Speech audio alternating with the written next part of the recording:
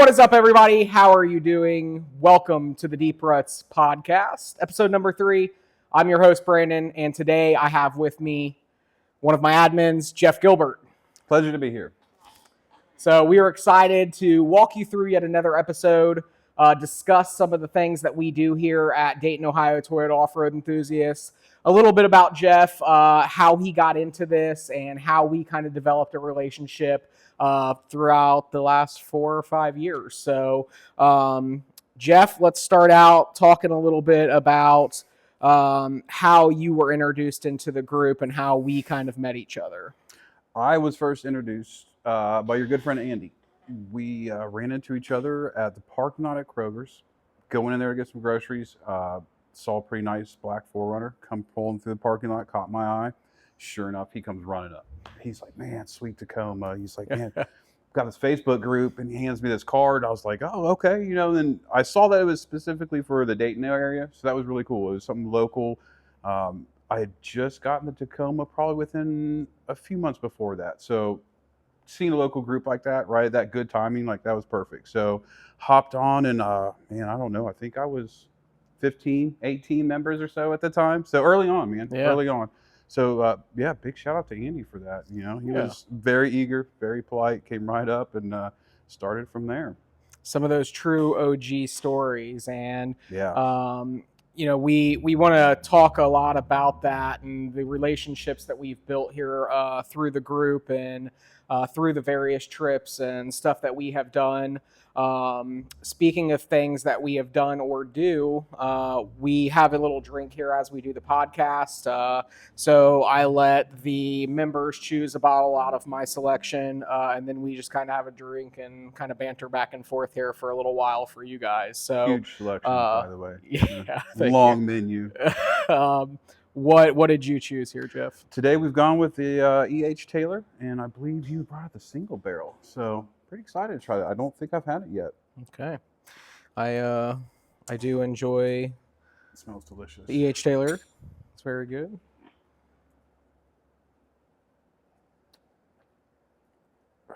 Not bad at all. Yeah. Very good. Well, all right. Thank you very much for that drink. Yeah, man. Absolutely. So let's talk about your life a little bit, how you kind of grew up a little bit, what you do for work and what you started your career as versus where you're at now. Let's just kind of start at the beginning. How'd you kind of grow up? Are you from this area? I am, off and on. So born in Dayton, Ohio. Okay. First few years of my life stayed in the Dayton Centerville area. But my dad was military, and by the time I was born, he was already retired. But he still worked for the civil side of it, doing a lot of contract works for it. So we ended up moving quite a bit. First real big move was down to Florida, actually. We moved down to the Pensacola area, Fort Walton Beach. I was really young. I don't remember a whole lot of it, but it was still pretty cool. Spent a few years there, moved back again to Dayton, Ohio. Couple years later, we ended up moving to Maryland, and maybe about an hour south, 45 minutes south of Annapolis, near the Chesapeake Bay. That was pretty cool. So a lot of moving back and forth. Ended up coming back to the Dayton area again. A few years later, moved back down to Florida, and that was about halfway through my high school time frame that we went down to Florida. And then right before graduation for my senior year, we moved back to Dayton, Ohio, Centerville area. And kind of been off and on in the Centerville, Kettering, Dayton area for most of my time, but with a little bit of, travels in between. Sure. So Dad was Air Force? Navy. He was third generation pilot for the Navy, actually. Okay. Awesome, dude. That's really cool. So watching Top Gun and things like that probably look a little bit different for you, huh? Yeah, absolutely. I got to go visit that base, actually. My dad flew me out to California when I was about 12 to go out to the Coronado area of the San Diego. Got to see that base where a lot, like the famous bar scene where they're all singing on Top Gun. I got to sit at that bar at sweet. 12 years old, but still, it was really cool. That's always been a close tie to our family, after multiple generations of, people have served in the Navy and pilots. That was a fun trip. Okay. Absolutely. Cool. So bounced around a little bit. I'm sure, obviously, being at that bar and doing that kind of stuff was definitely some of your key childhood memories. But what are some other memories that really, come to mind as we talk about some of the iconic things that happened as you grew up? The biggest memory is probably sticking out is early into the teenage years.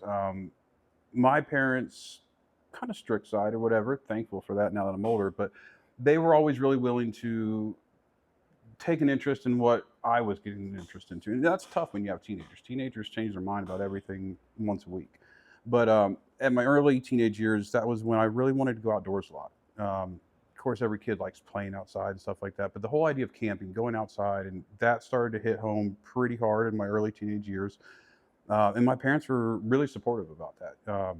Got to do a lot of camping trips. That's where I first ended up going out to Red River Gorge about, I'd say probably 10, 11 years old. Sure. Family camping trip out there. Never seen any place like that before. That was really cool to be outside, something completely different. The landscape, the scenery, your activities, for the weekend that you're out there with the family. That was really cool. And it must have struck something with me because that was just a passion that was just instantly like, I just fell in love with it. So as the teenage years went on, I did a lot of the traditional, basketball, baseball, soccer. I probably played all. Wasn't really into it a whole lot. I tried, and, the parents were kind of encouraging that teamwork and stuff. But as I got older, I was like, I kind of like, do something outdoors, And I actually stumbled onto rock climbing through one of my good buddies that I went to school with when I was younger. And, my surprise, my parents were really open about it. So about 13 years old or so, my parents got me some private lessons from a climber that was local to the area. So I got to have some private instructions out at Springfield Gorge, actually off of 68.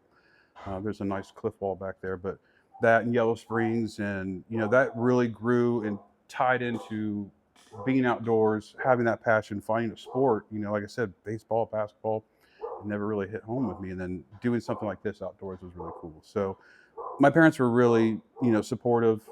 There for camping trips, did the Boy Scout thing too as well. But then as that evolved into climbing, mountain biking, the family was really there for me that whole time, and that gave me the opportunity to kind of explore what my passions were. Yeah. It was nice. Yeah, that's awesome. I know a lot of families don't do that. Like you talked about sports and stuff, people that are, have kids that are involved in sports are usually pretty immersed in that. I know that takes a lot of Yeah, it time does. and doesn't leave a lot of extracurricular time outside of that. So really cool. And I knew you had climbed and stuff a little bit. I knew that was something you were kind of into, and I assumed that was related to your love for Red River Gorge and It stuff for was, sure. absolutely. I mean, that even grew into a part-time job when I got older. About 17, 18 years old, I started working at an indoor climbing facility in downtown Dayton, the Urban Crag. That was a nice experience. Did some other climbing jobs with the local Washington Township Rec Center. They put in like a smaller indoor climbing wall, which was at that time, like, that was not unheard of, but that was something different. That was wild. Like, you always have the playgrounds, baseball fields, soccer fields, which is great, but having that local climbing gym and stuff at my early age, like, that was really cool. And I was able to turn that into a part-time job, and started doing some work with mountain biking as well. That was another hobby that was growing strong at that time frame, doing some mountain bike builds. That I ended up working at a Bike Source, one of the local Centerville bike shops, K&G Bike Center. Okay. So I got to dabble in the fun jobs when I Yeah. was younger and could still do that, The jobs that don't pay the best, but, they're rewarding. Yeah. So where did you ride mountain bikes? You go to like Mamba and stuff like that, or? We did some trails when that was recently when the trails over in Caesars Creek opened up. Okay. Yeah. And I mean, maybe I'm wrong on when they opened, but that was really when they were starting to get involved with mapping it a lot. It was becoming a lot more accessible. So we did a lot of riding there. We would go out to Athens a little bit, go out to some property out in Athens. There had some great trails there. Good friend of mine, actually, he and I went out to Colorado for a couple weeks, brought our mountain bikes with us, climbing gear, all that stuff. So anywhere I could, local, we would stick around and do some stuff around here. But anytime I could go out venturing further, we always tried to. Yeah. So did all this was obviously prior to your love for off-roading and stuff then, That was, right? yeah, and that's kind of where it started building at. Like I said, we went this trip out to Colorado for a couple weeks, and we took 1988 Jeep Cherokee Okay. XJ. Yeah. The love for those still. it wasn't an off-roading trip by any means, but we found ourselves in those situations, camping out some really remote areas, some primitive camping and stuff like that, living out of your vehicle type of thing for a little bit cooler in the back, and it was cool. It was really good. And yeah, then throughout camping trips of Red River Gorge, one thing I could always remember when we were younger going down there, we'd just do some camping trips, buddies going with us, family trips, whichever it might be. I'd always be at the gas station and there'd be like a line of Jeeps rolling up and covered in mud, huge tires, and this is probably when I'm like 16, 17 years old. I'm like, where have you guys been? Yeah. I mean, what did you guys find? And Yeah. I mean, I spent a lot of years going down the gorge, hanging out, camping, exploring, all that stuff. I felt like I never like found all these cool spots these guys were going to. Once in a while, we would come across an old service road or something and, go explore mildly, but it was never like a dedicated off-roading, but I think seeing those vehicles out there at a spot that I was kind of familiar with, wanting to learn more about that area, because clearly these guys were out doing something and I wanted to as well. So I think that sparked a big passion for like, I want to dabble in this. Okay. Yeah, that's cool. And then it's, as most people know, a bit of an addiction once you start getting out there on the trails, and it kind of fuels your drive a little bit, no pun intended, to get out there and do it a little bit more. But so we talked a little bit about a couple of jobs that you've kind of had and, things that you've done throughout your youth. But what do you do now? Right now, I am a CNC machinist. I have been for about 24 years or so now. Basically, the manufacturing of tight tolerance parts.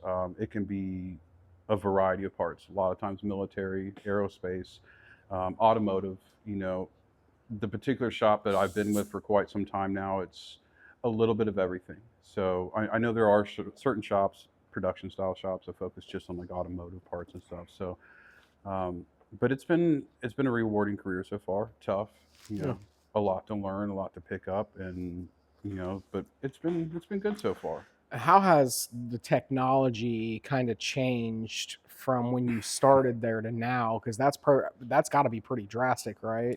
It has been. I mean, it's never ending as well. I mean, I can remember seeing things that were pretty amazing 20 years ago in it, and a lot of those have come forward now, and even now we still see things 3D printing, far beyond just like polymer and plastics. They 3D metal printing and stuff for the manufacturing of parts that I couldn't make myself with the machine, the technologies that I have and that I know and familiar with. So we've seen a lot of changes. It is a field that you kind of do have to keep up with a little bit in those changes. I can remember being 20 something years old, first starting off there, and you can meet some of the older guys that they didn't want to change into. I mean, these were guys that were working before a lot of it was computerized, manual machines, and that's a huge skill. And there is no knock against that, because that is an absolute learned trade and skill.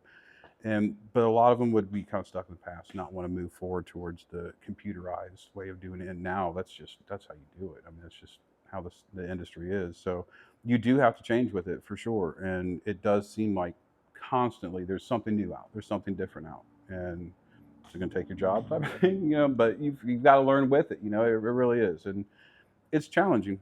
I think that's part of the reward. I mean, it sucks. I don't like to go to work on Monday morning just like everybody else, but it's challenging.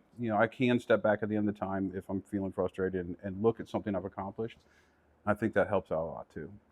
Yeah. And I mean, that is something that is definitely needed in this country. You guys definitely help make the world go round. Not quite literally, but definitely, I mean, a lot of things rely on having a machinist behind it. So now how did you get into that career path? Is that something that you knew you were going to do? No. Was it just happened? What did that look like? It was about when I was 20 years old, and I had gotten a little bit of trouble when I had gotten younger. And when I did, that was the time of my life when I was having some really fun jobs. I was building custom mountain bikes. I was a rock climbing instructor, and those were great. But I found myself in a position where I needed to have a little bit more of a big boy job, a little bit more functional part of society. And maybe that was a blessing in disguise. That was you find yourself in a predicament and you work to figure a way out of it. And this was something that I needed in my life, something a little more full-time. So luckily for me, at that moment, I did have a close friend to me that was like, hey, we can get you in a position here. And I knew absolutely nothing about it. I literally thought, okay, I'm going to go in there for 6 months probably, like pushing a broom, sweeping up the floors, doing grunt work and stuff. And sure, there's a little bit of that, but the situation I got thrown into immediately within a week, I was up on machines, learning this trade. And at that point, it was interesting. I had no background in it, but it was creating something. I've always been somebody that enjoys creating something. And I had to look at it that way. This is a new skill trade of how to create something, how to create value for myself, and so I did put a little bit of, thought into it, a little bit of effort. And as the years went by, it felt more comfortable. It was something I was picking up, and I was actually, kind of proud to learn that a skill that I have now acquired that, is valuable in my future. And that's just kind of led on to that way ever since then. I mean, it's a nice comfort level in our area in Dayton. There's a lot of manufacturing.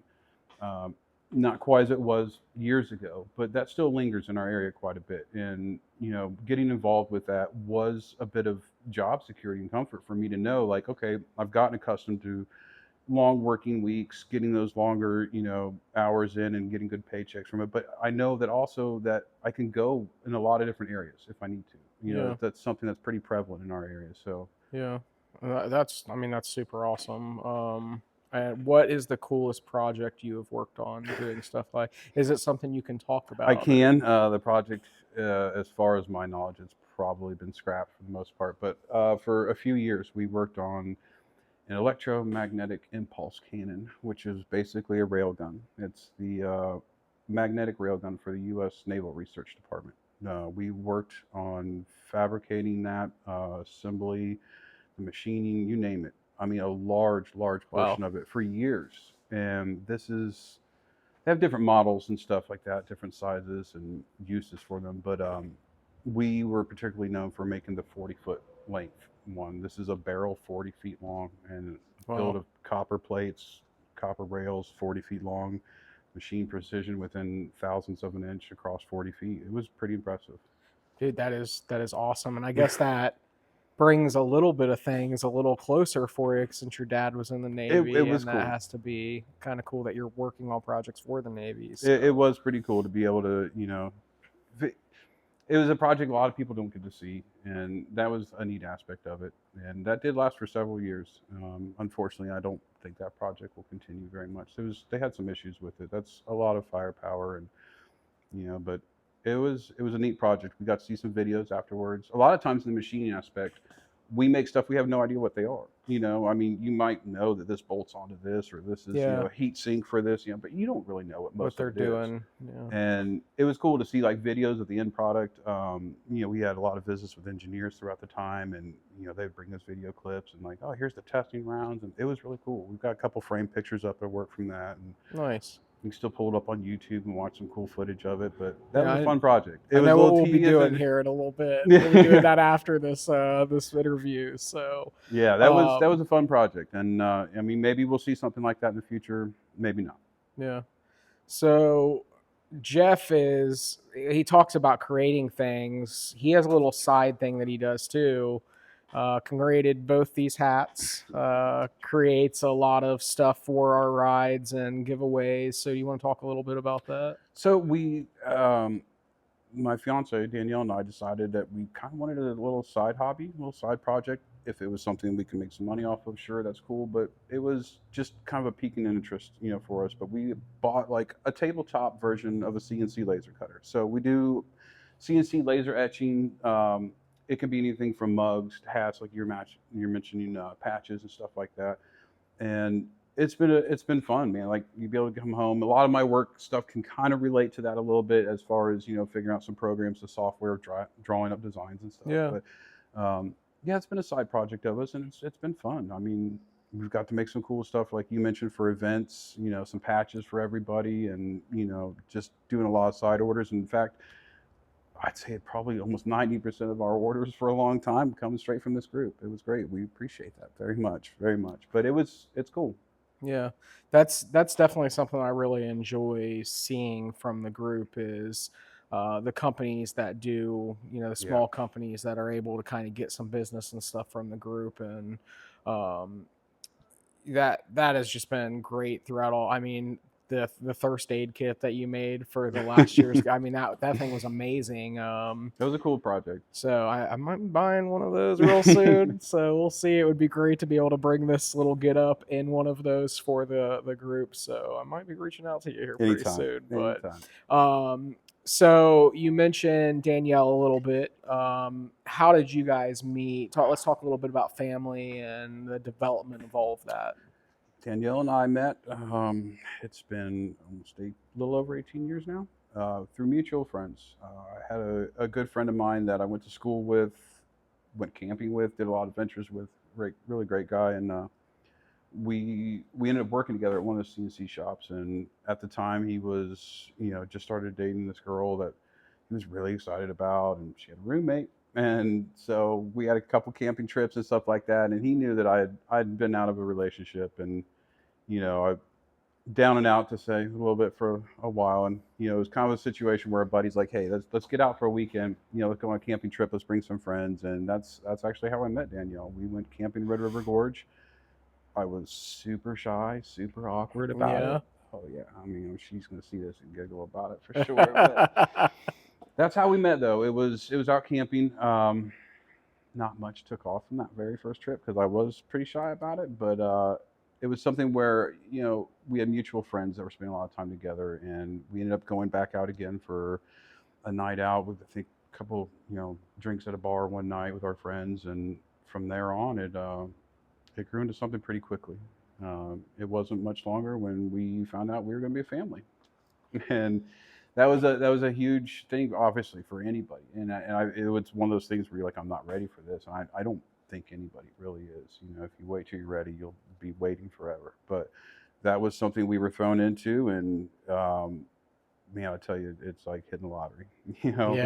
There's every potential way that could have gone sideways, and we've had our ups and downs from things, but we've pushed through like so much over the years that gives you appreciation of what it means building a family. You do things together, you play together, you fight together, you worry together, laugh, all of it, and we have absolutely gone through every bit of those. So, I mean, it's something I'm pretty proud of. It was something that we never saw coming in a particular direction. And when it did, that was life. That's how we had to deal with it. Yeah. I'm very blessed to know that it was someone that could view it the same way as me. That's a scary situation for any couple to be in, for any individual to be in. And, I think that speaks a lot for somebody to be able to, stand up to do what you got to do. And, next thing you know, it's turned into something amazing, so family's a big thing for us, for sure. And it's been great having your family out at a lot of the events. You have brought your daughter into the Toyota world, so she's got a 4x4 now as well. We've got to touch on that a little bit. We've got 3 generations of my family in the group. Myself and Danielle, and then our daughter Bella, like you had mentioned, she's 17. She just last year, her mom purchased a used 4Runner off of Andy, actually, Andy's wife. And so now she's got her own vehicle. And now my mom, actually, she has her Toyota FJ. And that was a dream of hers for a while. She's been around like Jeeps and stuff like that, through some of her friends and through my passion as well. But she had always been eyeballing the Toyota FJ. And one day she decides, that's it. How can you not? That thing is it is a beautiful rig. But yeah, we've got 3 generations of the family in there. So, watching the first 2 episodes with you and Whitney and Corey and everything, I know you guys touch base on that, and that's a huge thing about this group. Absolutely. I mean, if you need any more proof, that's right there. 3 generations of hanging out, going, doing stuff together, getting outdoors, adventures, and it's been a great time for all of us. Yeah, absolutely. And I think we are all constantly learning. But watching your mom learn a lot of this is really awesome to sit back and see that. And, we've some of the recovery days, which is an event that we do every year. We kind of, teach some people the recovery techniques and, basics of using a winch, but also, doing snatch blocks and mounting points and all that kind of stuff. But, being able to do all that stuff safely, and some of the pictures that I have of you sitting with your mom in the car like that, those are just awesome moments, man. So it's really cool to see that. But yeah, we definitely pride ourselves on having that family atmosphere and, you know, making it friendly enough for anybody to be able to come. You know, we want people to be involved and have a good time while doing it. And, you know, that is definitely a very important part of the group to me. So, now that we've kind of talked a little bit about rigs, um, do you remember what it was like when you first got your truck? I asked the same question to Corey. Why'd you decide on this truck? How did this happen? What was this your first Toyota? Like, how does all that work out? So it is my first Toyota. I was at a position back in 2018 where I could, for the first time, go buy a pretty nice vehicle, possibly a new vehicle. I wasn't quite leaning in that direction. Um, I was a Jeep guy for a while. You know, I've had a few Jeeps throughout my life. Had a lot of fun in those Jeeps. Got tired of fixing those Jeeps all the time. But I was at a point where I wanted to get a nicer vehicle. I knew it was something I wanted to start going further with on trail riding. I like having a vehicle that's capable in general, even if we weren't trail riding all the time. A little peace of mind. So I knew I wanted to go in that direction, and I was eyeballing a four-door Wrangler. I was like, man, you know, I had Wranglers in the past, always two doors. There's no space in them. You get a trunk the size of a shoebox, you know, like, and I was like, oh, wow, four-door Wrangler. They finally came out with one. Maybe I'm going to do this. And I was kind of set on that for a little bit. But a good friend of mine, who's actually in this group, my buddy Dave, he has been a Toyota guy for a while. And I was bouncing ideas back and forth with Dave. And it eventually came down to he was like, don't do it. I mean, you're going to go invest this kind of money onto something that's you're going to want to have around for a while. And basically trying to talk me out of going the direction of a Jeep, and started saying, let's go look at some Tacomas. And I was like, well, you know, I've always loved Toyotas. I have 4Runners, probably one of my favorites early on, like in the 90s, late 90s to early 2000s. But Tacoma was like, you know, it's been a while since I had like actual truck, like a truck bed. Like that sounds pretty nice. So I started looking at Tacomas. I found a used one for sale in Indiana. It was like a 2015 and low miles on it, pretty high price tag for it. But I was like, hey, I want to make this investment and do this. So I was sure of it. I was like, I'm going to go buy this. I've been looking into them. I like the second gens a lot.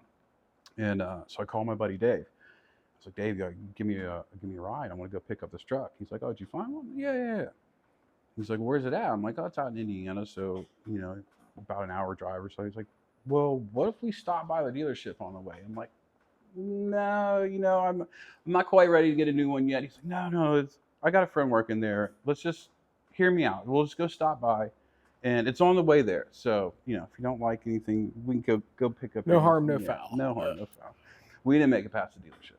So it was actually, you know, him bringing me up there, introduced me to somebody working up there at Joseph Toyota.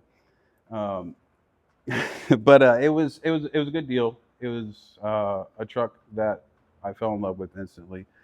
I knew whether new or used. I wanted the TRD off-road package. I wanted a locker. I mean, I knew right away going into buying this vehicle, I wanted something that was going to be used off-road.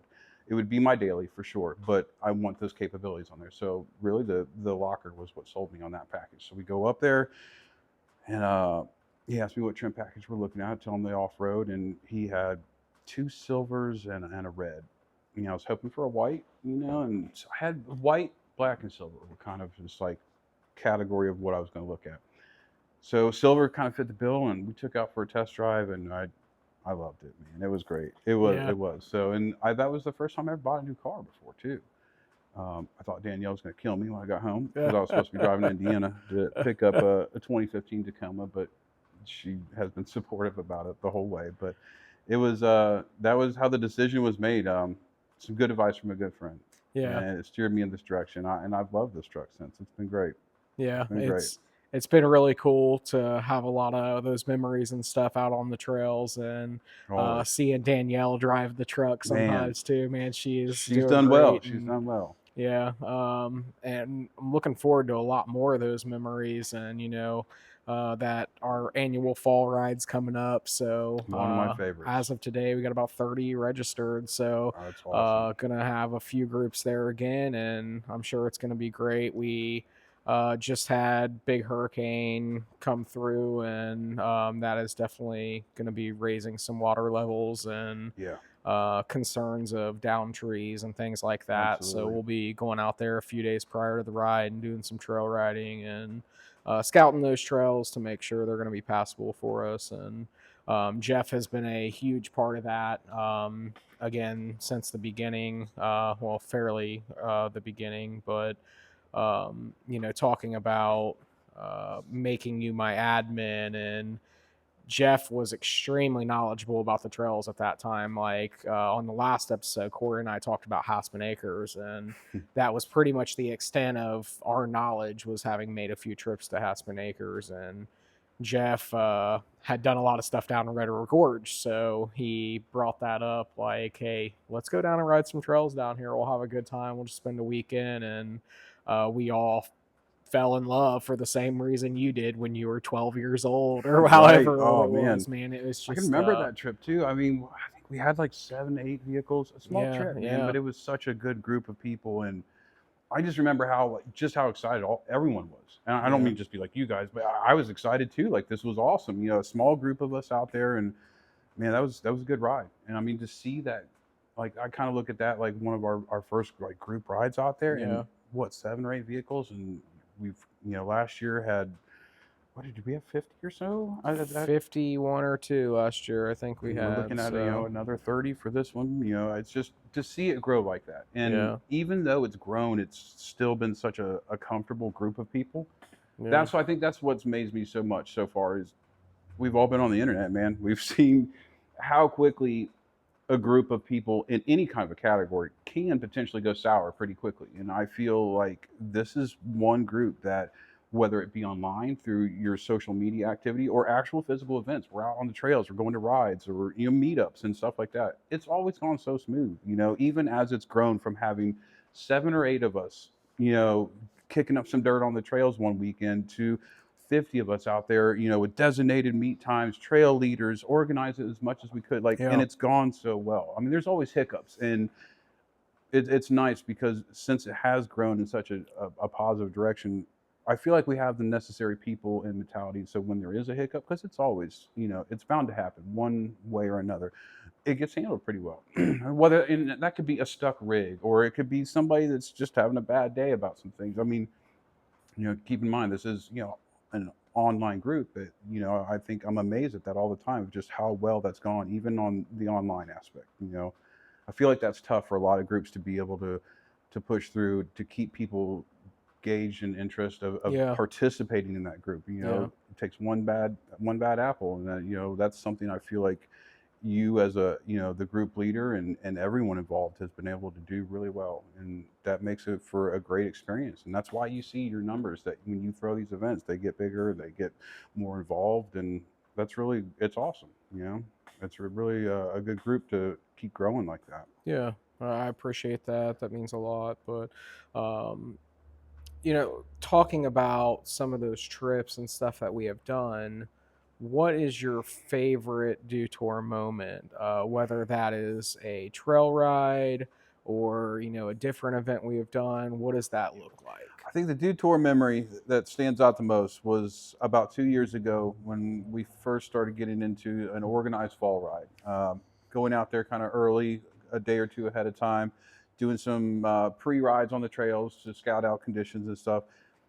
Always ends up into a night ride. We finish up for the day, get back to the camp, and kind of loosen up and head out for the trails for one more ride. Those always end up being really interesting. And I know that it was about 2 years ago that we just had a good group with us. Like a lot of our close friends, people that we've done a lot of wheeling with in the past. So it's really fun when you get those group of people together on a Yeah, trail ride.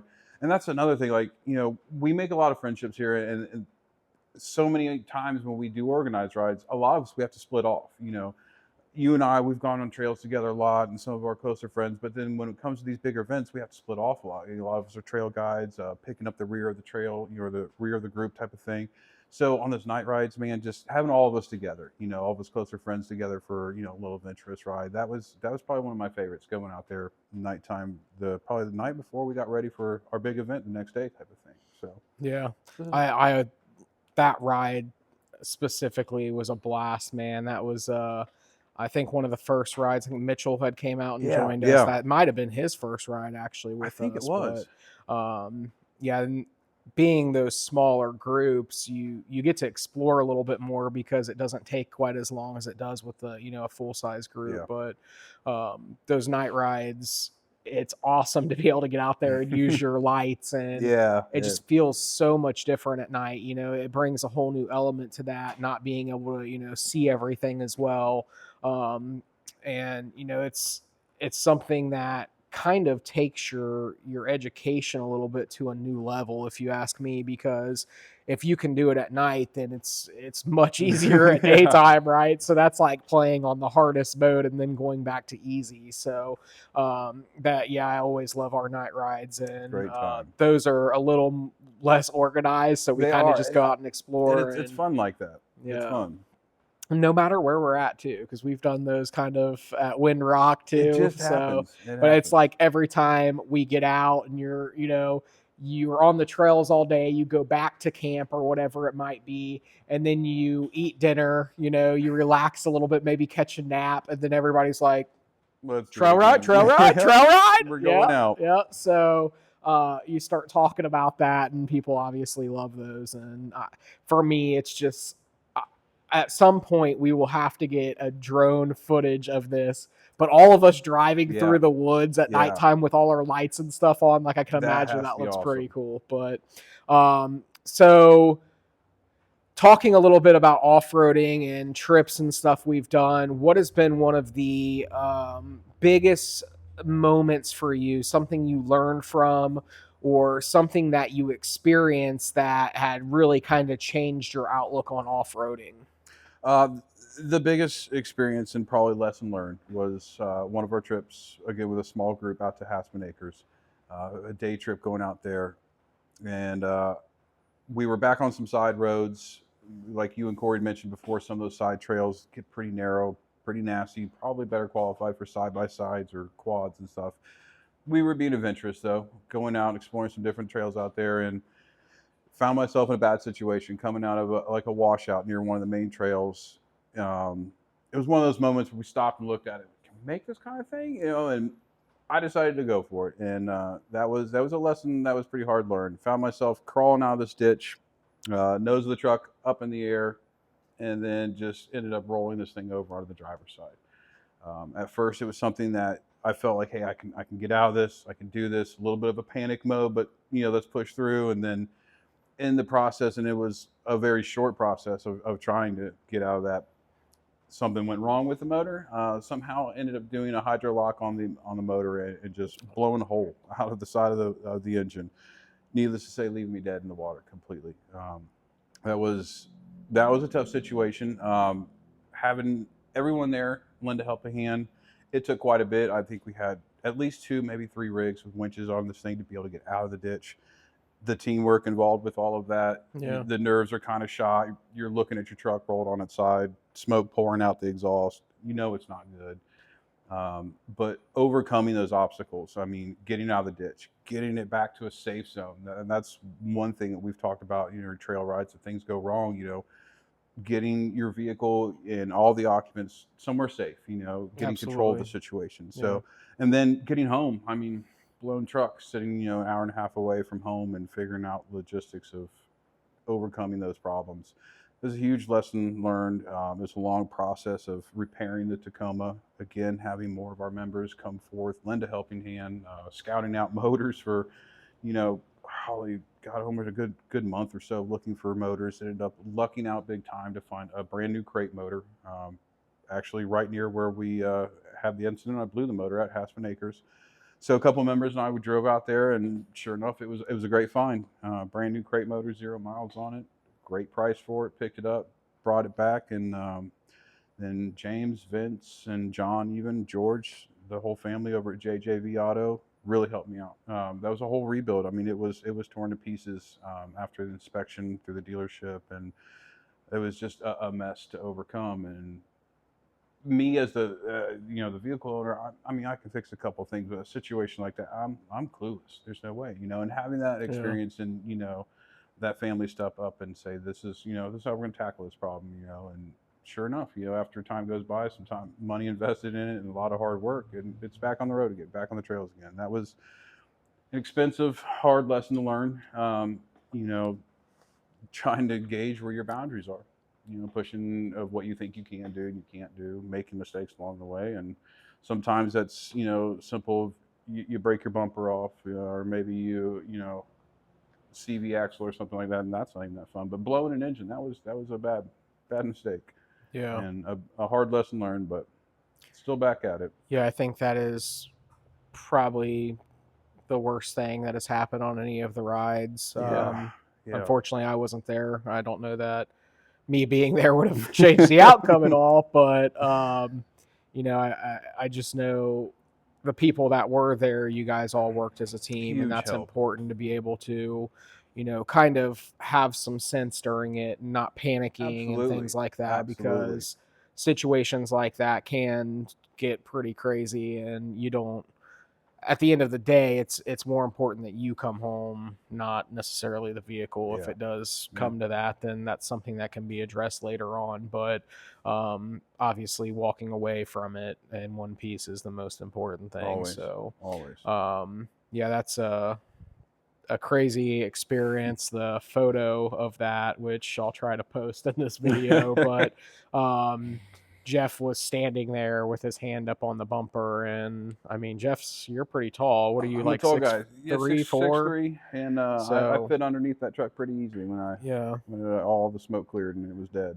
Yeah, definitely a tough situation, and then not only that, but you're constantly reminded of that because it's in your driveway or something. That was so it's difficult to be able to do that. But that's not your only rig. What other vehicle do you have? Man, I lucked out on that because that was shortly after I had just purchased a 1993 80 Series Toyota Land Cruiser. And that was something, I'll be honest, I didn't know much about the Land Cruisers before I got into the Tacoma and a little more into the Toyotas much. But as I did, I was going out some of these group rides, riding with my buddies. I'd seen a few Land Cruisers out there, and I don't know, man, that early mid '90s, it just looked kind of cool. Like I like that, and then you see the price tag for them. You're like, it's not that cool right now. It's a little off-putting. It's tough because they hold a good value to it, but I wasn't really in the market for one, and we had a member. He kind of pops in and out, I think, still, even though he's moved away now. But we had a member at the time that was selling two of his vehicles. He was getting ready to move out west somewhere, I believe. But one was a Land Cruiser, and he pops it up on, I believe it was in our group that he posted the vehicles up for grabs, and man, a white Land Cruiser. I was like, that looks pretty nice. I at least going to ask a question, So I ended up asking him, I'm like, hey, how many miles you got on that thing? Because most of those things, 200, 250, 300, all that. Yeah. And it was pretty low, actually. It was like 180,000 miles or 184 or something like that. I was like, all right, I'm scared to ask, like, what's the price on this thing? And it was a very reasonable price. He explained to me, like, look, I have extra rigs right now. I'm moving my whole family. I've got to, downsize, and this income's going to help, type of thing. So it was a very fair price. I went out there to go take a look at it, not knowing much about it. Called one of our friends from the Kentucky group, Luke, and extremely knowledgeable about Land Cruisers for sure. On the phone with Luke, and he was like, look, for that price, if it's not completely rusted out, just buy it. I'm like, okay, cool. And sure enough, it was well kept after. Spent most of its life, I think, out in Arizona, so the frame was in really good shape. And great price, and I brought it home. So I still have it. It's been a while since I've had it out. When the Tacoma was down, that was a long period of time that the Tacoma was down for. And, I did get to use that for my daily driver for a bit. That was kind of nice. Brought on a couple rides, did a few easy rides with the group and stuff. Did a Hassman trip, and believe it or not, afterwards, in the Land Cruiser, that thing made it home. But it's been a great rig, and I think that in the future, I know that in the future, that's the direction I'm going for. I've had a great time in this truck, man. I can't tell you how much fun I've had in this truck, how much I love it. But I'd like to go do this with Land Cruiser. I want to start building that in the direction that I really, Sure. after you've been doing it for a while, you learn like I'd rather have this versus that, and I like this setup. So I want to do that with the Land Cruiser for sure. Yeah. It's a great vehicle. It's in great condition. Danielle's taken it out before, and I mean both of us just right off the bat we're like, man, this thing's so nice to drive, so easy. Like, she had made the comment when she was down in Red River Gorge for one of the cleanup rides. She got to drive the Land Cruiser for that cleanup ride with the Kentucky group, and we're coming up to this hill, and she's like, you want to take over? You want to drive? I'm like, no, you got this, So we come up to it. She's like, so what do I need to do? And I'm like, well, we're just going to go up it. She's like, no, but like you're Tacoma, you're like pushing buttons, flipping knobs and stuff. And I'm like, no, this is great. Just point it's the old wheel. school. Yeah, it is. It's like that early 90s. Like there's no computers on. I mean, there's no alarms. It's just, it's awesome. It's simple riding, and we both enjoyed it a lot. So I think that's a direction I want to go. I want to build that thing up and get it out more often. So I definitely fell in love with that pretty quickly after buying one. Yeah, I envy that. I want a dedicated trail rig really bad. It's tough. It is tough to it is, man. wheel your everyday vehicle and see those paths that you wish you could take, but you can't. Right. You've got to bring out your better judgment. Lesson learned, Exactly. Some of those situations, you took that path anyways. And seeing Jeff do that even had me learn my lessons. Yeah. So, like I said, I had lucked out. I did have another vehicle, and but yeah, I mean, you and I are kind of a similar position. We daily our rigs, and I know a lot of these guys do. It's whether you're bringing out a rig on a trailer or you've got your daily out there, it's tough. You have to know your limitations to it. You got to drive this to work the next week. But yeah, you're out on the trails having some fun with everybody. So I think that is a direction I'd like to be able to go is try to get a dedicated rig. I don't know if I'll be lucky enough to call it a toy or not, but we'll see how the future goes. Yeah. Speaking of future, what do you want to see from Dotore in the future? What is something that you want to do, or maybe something that we do now that you would like to see developed more? Well, I can give you a long-term answer to this, and I think it's kind of an important one. I do appreciate how this group has grown, and I would like to see long-term for this to continue, because when you and I were just talking about family members being here, I personally think, since I've enjoyed this a lot, how cool would it be if we could look back 10 years, 20 years in the future, or look forward to it, and it's still an environment like that where it's family friendly and people still feel welcome and stuff. So I mean, ultimately, I'd like to see that, because I feel like that's huge for a lot of people to have that escape, to go have a group to go do some stuff with, bring your families, whatever. I like to see it keep going like that. We have, we're enthusiastic about the sport, and being able to see you enjoy yourself, and then your kids enjoy it in the future. It's nice. I hope to be able to continue to see the sport and the hobby itself, continue to grow, and then to have support groups like this. Something a little more in the near future, I'd like to see a big trip for us. I know that we've talked about this before. Several of us talked about, maybe going out west somewhere. I think we've done really, really great with doing some of these trips down into Kentucky. We've gone into Windrock and stuff like that. Venturing out for something big, maybe out west one day. That would be a cool goal to have for our group, I think. And I think there's a good group of us that, could put those pieces of puzzles together, and obviously it'd be a smaller trip, not everybody can hop in their rig and go drive out west or something. But finding something like that one day, that'd be kind of cool. I think it'd be a fun adventure. I definitely agree. And I've been out west a little bit. Have you been out there at all? I have, but it's been 20 something years. Yeah. Like I've been out to Colorado. That was great. My buddy Joe and I were out there for 2 weeks, fell in love with it. I mean, the camping, the hiking, the climbing out there, just the atmosphere is great. I've been out west to British Columbia area a few times and stuff, but again, it's all been a while. I would love to have another trip back out there again. I think just the scenery out there. I mean, we love to be able to escape and drive 3 hours, drive 5 hours, hit up Tennessee, hit up Kentucky. It's great. I love it. I know we all do. Seeing that stuff when you get out west, though, it's like wow.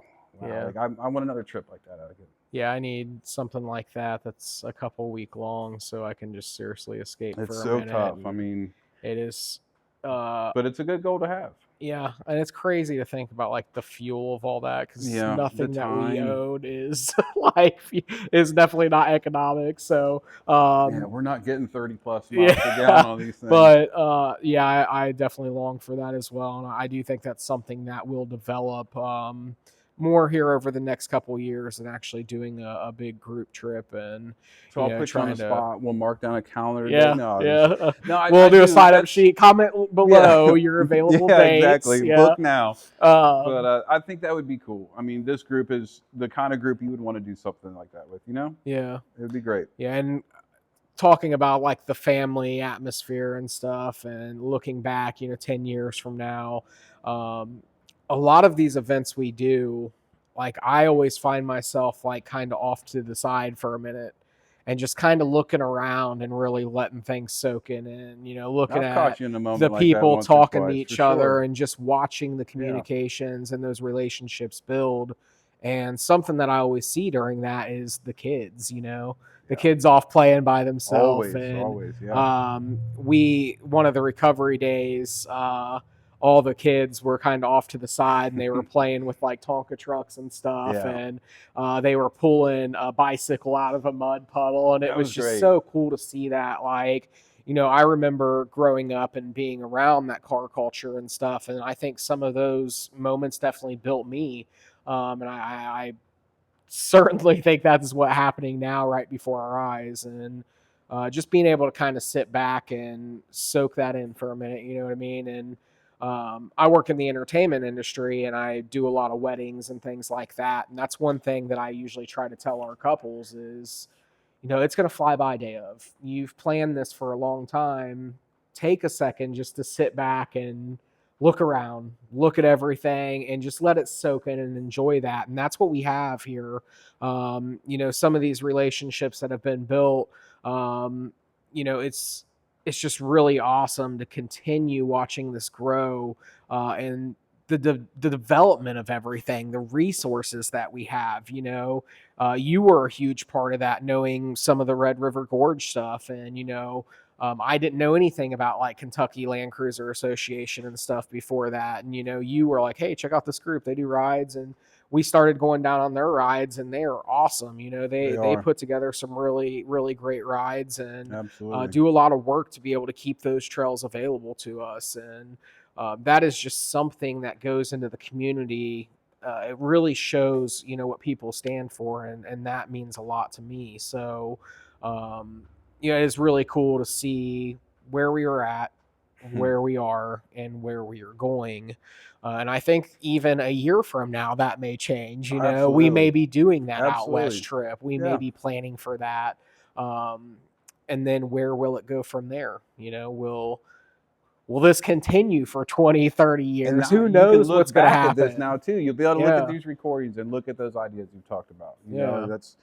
I agree with you. Absolutely. I mean, it's grown in a great direction. And, you mentioned the Kentucky group. They've been brought up a couple times, first and second episode as well, because I think they play a big part in our accessibility of the trails and stuff, and all of us learning. And it's just part of that growing experience. You can never do it alone. And I think that's something that we've picked up pretty well. Like just finding the good in people of, like-minded individuals, and keep going with it, man. And I'd like to see what it's going to be like in the future. It'd be great, man. Yeah. So what does like a day off look like for you? We talked, this was another thing we brought up on the last episode, but if you don't have anything to worry about, what's your morning look like on a daily basis? And what would that day consist of if you just had to wake up, you were like, you know what, I'm doing whatever I want today? How's that going to look? So those days are kind of few and far between, but not too bad. I mean, so Danielle and I both work pretty kind of typical hours. I mean, a lot of hours, but Monday through Friday stuff where we have the weekends off. So typical weekend, I feel like we're just catching up on ourselves. I mean, stuff around the house, family stuff. It more times than not, there's something going on with the family where we've got to, do this for this weekend, or we've got an appointment for this. And it's the typical family stuff. But catching those days off to just pretty much not do a whole lot feels kind of good sometimes. If it was, our choice, I think we could love to find something outdoors and stuff when we can. But the reality is, man, days off, we're just playing catch up, getting through the day, and finding some time to relax. I mean, The I adult feel stuff. like I know, it's just so much adult stuff all the time. But a day off is pretty relaxing for us. I mean, our family's really close. Our daughter, luckily, is not someone who's just dying to get out of the house at any chance she has. She enjoys hanging out with mom and dad. So it's nice, when you're so busy throughout the week. Daughter going to school, doing internship. Danielle's full time work, and myself, and when you get that weekend to catch up and just relax, it's kind of nice.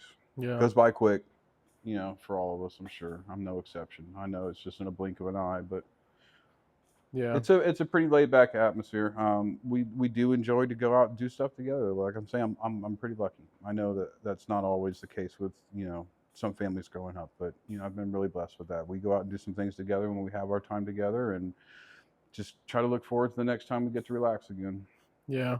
So as far as like home goes, talked about, like doing stuff together and doing a lot of stuff around the house or whatever. You guys are you pet people? Do you own pets? What is You need one? I got a couple to spare. No, we are. We've always been animal lovers. I know that as the years have gone by, my patience has gotten thinner sometimes, but we actually have a house full of pets right now. Pretty much all strays and rescues. Danielle, in particular, she has a huge heart for animals. It's something I'm jealous of. I wish I could be more patient like she is with everything. But if we won the lottery, we would have a farm full of strays. And I mean, I would feel pretty good about that if we won the lottery and had a place to put them all, But that's how it is. We're a big pet family for sure. We've got 5 cats and 2 dogs. And at the time, we had 6 cats. It started off, we had 2 dogs. Yeah, we'll say 2 dogs and a cat. And we brought in a stray cat, thinking, what's one more cat? It's not a big deal. Well, the stray cat was pregnant. Didn't know that, so no good deed unpunished type of thing. And when the kittens were born, like, they just grew on us, man. Like, the game plan was, after 2 weeks, find a good home. And we kind of went that direction. Some things fell through. And then when, a couple other people did call, like, you still have the kitten? We're like, no, it's gonna stay here. So, yeah, we've been a big pet family. My family, as I was a kid growing up, always, dogs, cats. We had birds, gerbils, all kinds of things, man. And that was probably the same as for Danielle as well when she was growing up. She had, I know she had a lot of dogs throughout, her childhood and stuff like that. And now that we've started our own family, yep, there's some critters in there for sure. Yeah. How do you see like retirement and like when you are to the point that you're no longer working, and we all hope these moments come for us, right? Fingers crossed, brother.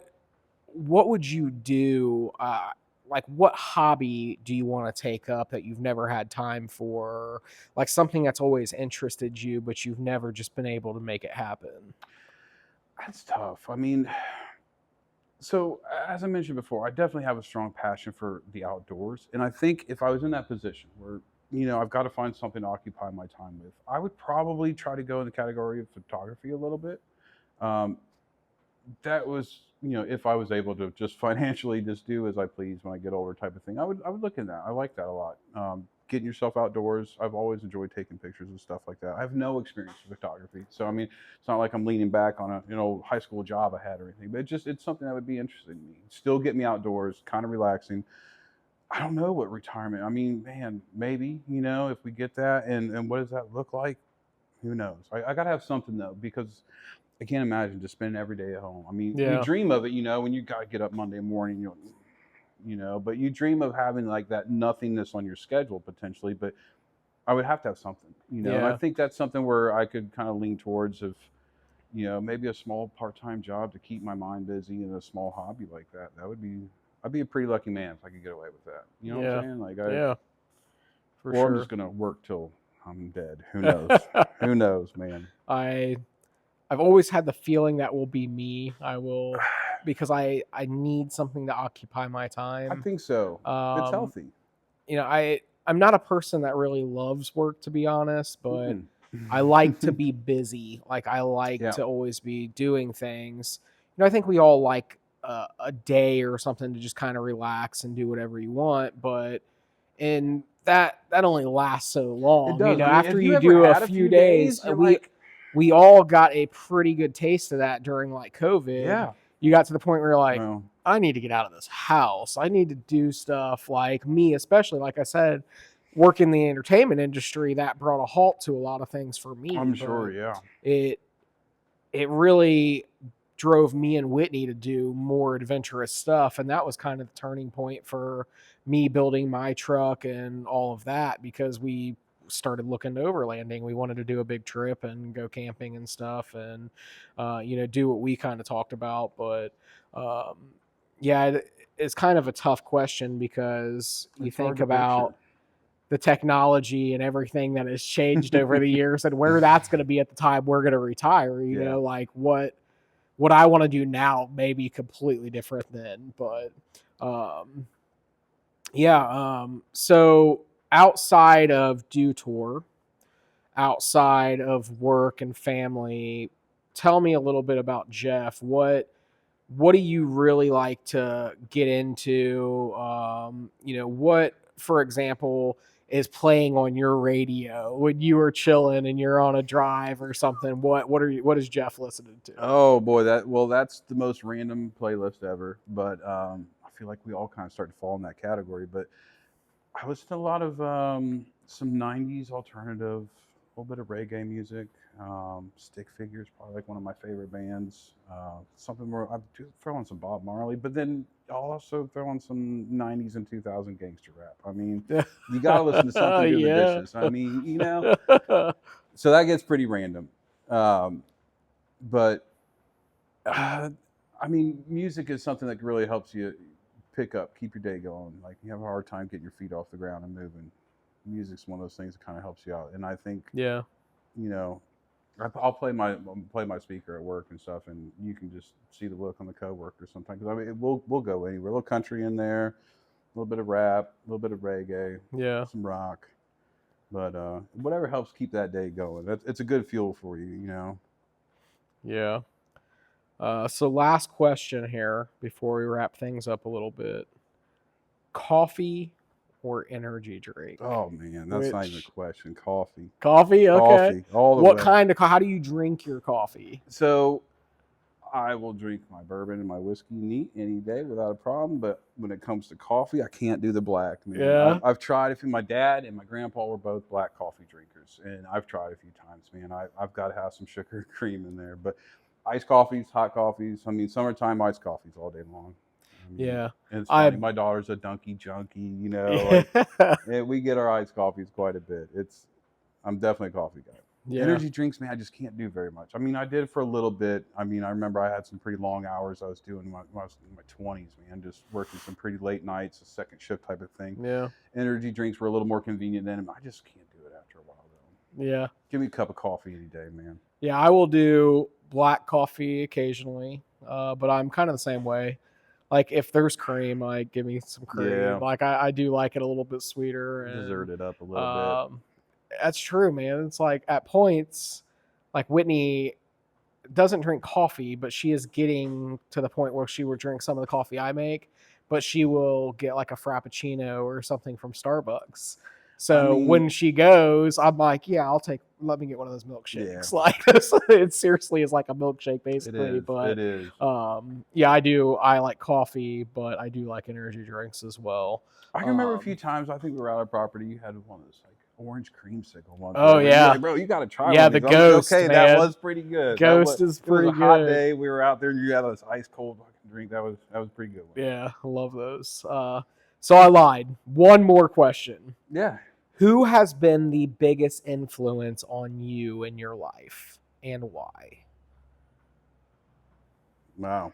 Ooh, got him. Yeah, no, with the deep one here at the end. No, if I'm being honest, it's funny. I would probably be my dad. I spent the better part of my childhood probably arguing with him and disagreeing with him, not seeing straight with him. Don't get me wrong, I was a decent kid, but I got rowdy. I, would get mad at my parents, this and that. And my dad was always, as I mentioned, military, pretty strict, clean cut type of thing. And that was tough when you were a teenager to get along with that. But now I've gotten older, that's probably been a bigger influence. when you start to see more and more things as you get older, you realize your own fortunes that you've had. You start to count your own blessings, type of thing, and recognize them a little bit easier. And now at an older age, I'm so grateful, for that environment that I was at the time fighting, getting mad about why you so strict, or this and that. And that's changed a lot. So I'd say that's a pretty big influence on my life. Absolutely. I mean, just, becoming a dad myself, and, looking back, like, God, there's so many times where I sound like my dad now. I'm like, Jesus. Yeah. You don't see that one coming. But that's been a pretty big influence. Absolutely. And, I'm grateful that it was a positive influence. And it's something that, we all kind of hope to carry on with our own family as it grows. And so, yeah, that was a big influence for me. Awesome. Well, I do appreciate you being on. I appreciate greatly all the things you have done for our group. It's always awesome to have you out, whether we're meeting in a parking lot eating donuts, or if we're out there on the trails blowing up your Tacoma. But it has been really fun. I really look forward to making more memories with you and with the group. And me too. Me too. I'm excited Absolutely. to see where it goes, man. The future is in our hands, so it is what we make it. And like I always say, man, you never know, you might meet your best friend. So absolutely. I mean, you are right about that. Well, thank you very much, Brandon. I appreciate it. Yeah, absolutely, man. But until next time, guys, let's go places.